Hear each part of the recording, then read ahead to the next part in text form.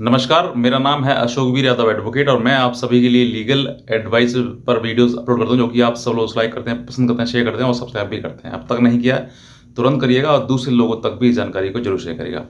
देखिए, ऐसे बहुत सारे हस्बैंड्स हैं जो अपनी पत्नी को अपने पास रखना चाहते हैं, बुलाना चाहते हैं, लेकिन फिर भी उसके बावजूद भी वो पत्नी आने को राज़ी नहीं होती है और वो मुकदमा करने की धमकी देती है कि मैं आपके खिलाफ मुकदमा कर दूँगी। अब पति हर प्रकार से कोशिश करता है, वो कॉल से, मैसेज से, सामाजिक रूप से, रिश्तेदारों के रूप से, हर प्रकार से कोशिश करता है, लेकिन हर कोशिश में वो फेल हो जाता है, क्योंकि कहीं न कहीं वो पत्नी के अंदर वो घमंड है उसके अंदर कि वो अपने अनुसार उस परिवार को चलाना चाहती है, जिस परिवार में वो बिहाई है, मतलब ससुराल है उसकी, उस ससुराल को अपने अनुसार चलाना चाहती है। तो ऐसी महिला जो जानबूझकर बार-बार बुलाने पर भी नहीं आती है, या फिर अपने पति पक्ष को जो है वो अपने कंट्रोल में करना चाहती है, इसीलिए वो झूठा मुकदमा करने की धमकी देना चाहती है या दे रही है। तो ऐसे में आपके लिए कुछ स्टेप्स हैं जो आपको लेने चाहिए, केस है वो करना चाहिए आपको, ताकि भविष्य में जो है आप अपने आप को सुरक्षित कर सकें। क्योंकि आज के समय में समय बहुत ज़्यादा परिवर्तन हो गया है और लोग जो है वो शादी और ब्याह जैसे जो संबंध हैं उनको समझते नहीं हैं। वो ये सोचते हैं कि अब तो मेरी इससे शादी हो गई है, तो मैं जैसे चलाऊँगी इसको वैसे चलेगा ये। वो अपने हाथों की कठपुतली समझना शुरू कर देते हैं कि अब जो है अगर नहीं करेंगे तो मेरे पास कानूनी ताकत है और मेरे पास बहुत सारे केसेज़ हैं, मैं उनको कर दूँगी। और वाक़ई बात भी सच है, क्योंकि कानून ने बहुत सारे महिलाओं को जो है वो अधिकार दे दिए हैं कानून ने। और जो पत्नी अपने पति पक्ष को छोड़कर अपने मायके में रहती है और मायके में रहकर उसके ऊपर केस करती है, फिर करने की धमकी देती है, तो आप ये मान के चल लीजिए कि वो तो उसका तो जीवन नरक है ही है, साथ में वो अपने पति का भी जीवन बर्बाद कर देगी। और लास्ट में फाइनली मिलेगा क्या उनको? सिर्फ़ और सिर्फ़ यही कि अरे कि हमारा तो पति ऐसा था, वो एक दूसरे की बुराई। और जो महिला अपने पति की या अपने ससुराल पक्ष की किसी दूसरे या तीसरे या अपने मायके में जाकर बुराई करती है, वो मैं कहता हूँ वो उसका घर कभी बसने के लायक है ही नहीं वो। और वो हर समय इसी प्रकार की जो एक दूसरे के पीछे चुगली करती है, वही रहेगा और कुछ नहीं मिलेगा उसको।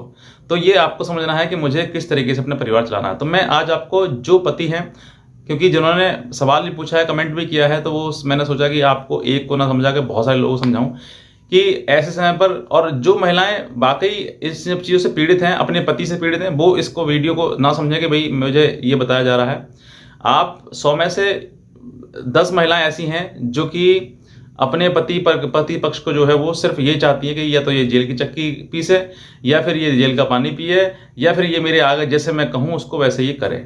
तो जो महिलाएँ अपने इशारों पर ससुराल पक्ष को चलाना चाहती हैं ना, वही महिलाएँ मुकदमा करती हैं, क्योंकि उनको उनके अनुसार जो चीज़ें हैं वो चल नहीं पा रही हैं। इसीलिए वो बदलने के लिए उन पे झूठे मुकदमे दर्ज कराती हैं और मुकदमे कराने के बाद जो है वो अपने अनुसार उसको चलाना चाहती हैं। यही उनका उद्देश्य रहता है। दूसरा मोटिव ये भी हो सकता है कि भाई मुकदमा करने के बाद जब उनको रहना ही नहीं है, तो अब उनसे पैसा, बड़ी रकम ऐंठनी है। तो ये भी एक हो सकता है उनका उद्देश्य। तो ये 2 ही उद्देश्य होते हैं जिनकी महिलाओं के जो मुकदमा करती हैं। वरना एडजस्ट करने वाली महिला तो हर प्रकार से उस घर में रहेगी जिस घर में वो ब्याह गई है, यानी कि उसकी शादी हो गई है।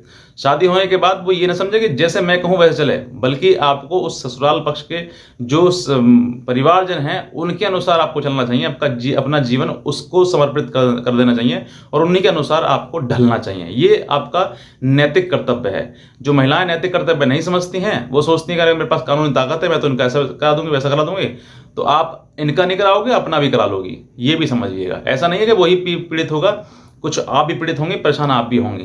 तो ये आपको समझना है कि मुझे नहीं करना है चीज़ें। बहरहाल बात करते हैं कि अगर आपकी पत्नी आपको बार बार आपके बुलाने पर भी ससुराल नहीं आती है, यानी कि मायके से अपनी वापस नहीं आती है, और आपको लगता है कि ये आएगी नहीं, तो इसको बुलाने के लिए हर प्रकार से आप कोशिश करें, चाहे वो सामाजिक रूप से हो, फ़ोन कॉल से हो, मैसेज से हो, या फिर आपका जो बिचौलिया था बीच में उसके द्वारा हो। ये सब चीज़ें आपको हथगंडे अपनाने चाहिए, इस तरीके से कोशिश करनी चाहिए उसको लाने की हर संभव कोशिश। लेकिन जब हर संभव कोशिश में आप नाकामयाब हो जाएँ, फेल हो जाएँ, तो सबसे पहले एक एप्लीकेशन अपने नज़दीकी जो एसडीएम साहब हैं उनको आप दें, उस एसडीएम कोर्ट में दें कि मैं अपनी पत्नी को जो है बुलाना चाहता हूँ, लेकिन वो आना नहीं चाहती है, वो अपने माँ बाप के कहने में है या फिर उसका कहीं और संबंध है, जो भी आपको लगता है कि किस कारण नहीं आ रही है, वो आप कहें। और कहने के बाद जो है एसडीएम कोर्ट में जब एप्लीकेशन देंगे आप, तो एसडीएम साहब जो है वो उनको बुलाएंगे पक्ष को, और बुलाने के बाद ये दोनों जगह दे सकते हैं आप, एसडीएम या डीएम दोनों जगह दे सकते हैं आप। तो बुलाएंगे, बुलाने के बाद आप दोनों की बातचीत कराएंगे, क्यों नहीं रहना चाहती, ये पूरा स्टेटमेंट रिकॉर्ड होगा ये कि लड़की रहना क्यों नहीं चाहती। वहाँ पर आपको ये नहीं कहा जाएगा कि मेडिटेशन करा दिया, नहीं, वो साहब के सामने जो है वो आपकी दोनों की बात सुनी जाएगी।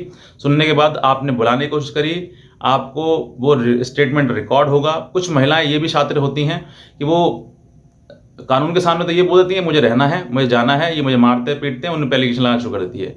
लेकिन कुछ महिलाएं ये होती हैं कि वो सामने भी मना कर देती हैं, कोर्ट में जाके मना कर देती है कि मुझे नहीं रहना है। तो अगर वो मना कर देती है कि मुझे नहीं रहना है, तो ये आपके पास एक एविडेंस बन जाएगा, रिकॉर्ड बन जाएगा, और बहुत ही कम समय में बन जाएगा।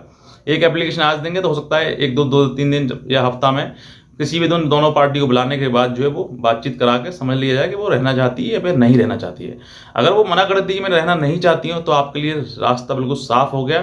अब आपको भविष्य में ना ही तो कोई मेंटेनेंस देने की आवश्यकता पड़ेगी, ना ही तो डीबी आपके ऊपर केस होगा, ना 498A केस होगा, क्योंकि इन सभी में जो कॉमन स्टोरी है वो यही लिखी जाती है कि मुझे मारा पीटा, घर से निकाल दिया, अब मुझे बुलाने नहीं आ रहा है, मुझे रखना नहीं चाहते हैं, वो शादी करना चाहते हैं, ऐसे आरोप आपके ऊपर लगाए जाएंगे। तो ये आरोपों से बचने के लिए आपको ये बहुत ज़रूरी है कि आप एक एप्लीकेशन अपने एसडीएम या डीएम कोर्ट में लगाएं 100%। दूसरा, आप एक लीगल नोटिस भी भिजवाएं उसको पत्नी पक्ष के लिए कि हम आपकी वो जितनी उसने गलतियां करी उन सबको लिखाएंगे, और अंत में ये कहें कि आपकी जितनी भी गलतियां हैं हम उनको माफ़ करने के बावजूद भी, माफ़ करके भी हम आपको अपने साथ रखना चाहते हैं, आप साथ में आकर रहें।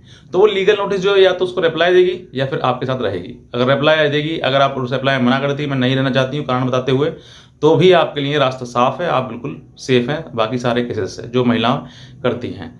तीसरा, इन दो चीज़ों से अगर काम नहीं चलता आपका, और आपने या फिर सेक्शन 9 का केस कर दिया है और अब जो है वो केस को लड़ रहे हैं, तो उस केस को आप लड़ते रहिए जब तक, कब तक, जब तक या तो उसमें मेडिटेशन में फाइंडिंग नहीं आती है, मेडिटेशन में ये कहती है मैं नहीं रहना चाहती हूँ, तो आप उसको वापस ले सकते हैं। और अगर लगता है कि मेडिटेशन में वो हाँ कह रही है या फिर नहीं आ रही मेडिटेशन में भी, तो आपको वो एक्सपर्टी कराकर अपने पास उसका आदेश रखना चाहिए, ताकि भविष्य में आपको वो काम आए और आप बहुत सारे जो झूठे मुकदमे उनसे बच सके। क्योंकि महिला के पास यही एक सबसे बड़ा हथियार रहता है कि वो ये कहती है बार बार कि मुझे तो इसके साथ रहना है लेकिन मुझे नहीं रख रहा है। तो अगर आपके साथ में आपकी पत्नी जो है वो बार बार आपके बुलाने पर, आपके कॉल मैसेज या फिर हर तरीके से आप प्रयास आपने कर लिया और फिर भी नहीं आ पा रही है, तो ये जरूर अपनाएं, वरना कोर्ट भी आपकी बात अगल कल को नहीं सुनेगा। बाद में आप यही कहेंगे कि कोर्ट भी हमारी बात नहीं सुन रहा है। सुन क्यों नहीं रहा है? क्योंकि ये चीज़ें हैं। तो आप अपना पक्ष स्ट्रांग रखिए, कानूनी रूप से किसी प्रकार से आप मत हारिए, क्योंकि अगर आप कानूनी रूप से कमज़ोर पड़ जाएंगे तो फिर वो आपके ऊपर हावी पड़ जाएगी। महिलाओं के लिए बहुत ज़्यादा कानून दिए गए हैं, इसीलिए आपको अपना जो पक्ष है वो सेफ रखना है और कानूनी और लीगली रूप से अपने आप को स्ट्रांग रखना है। बस मैं इतना कहना चाहूँगा। अगर आप नए हैं तुरंत सब्सक्राइब करें, दूसरे लोगों तक भी इस जानकारी को जरूर शेयर करें, ताकि और भी पति जो है वो समझ सकें कि मुझे करना क्या है। बहरहाल आज का वीडियो देखने आपसे बहुत धन्यवाद।